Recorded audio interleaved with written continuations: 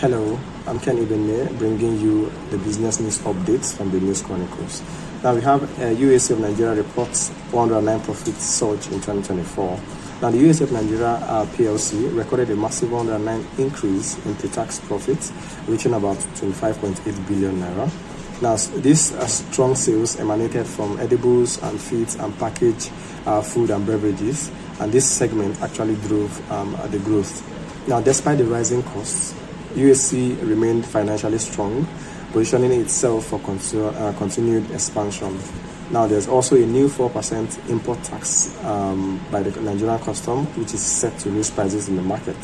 And the Nigerian custom has introduced a 4% charge on the free on board, which is FOB, value of imports. Now, this move will increase cost for businesses and also consumers, particularly in sectors like automobiles, machineries, pharmaceuticals, and so on.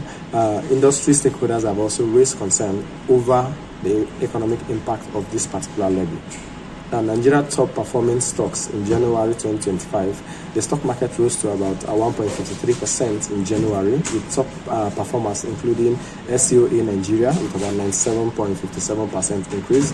We have Chelarams with 76.5% increase, and also Honeywell Flour Mills with about 52.1% increase. Now, while some stocks surged due to strong fundamentals, others gained from speculative trading and also liquidity trends.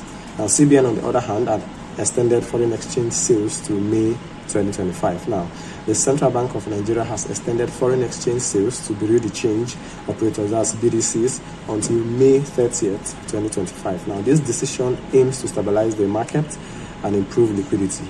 However, concerns remain over compliance by some banks in implementing this particular directive from the Central Bank of Nigeria. Now, so that is it from today's business news updates. Don't forget to like, comment, and share.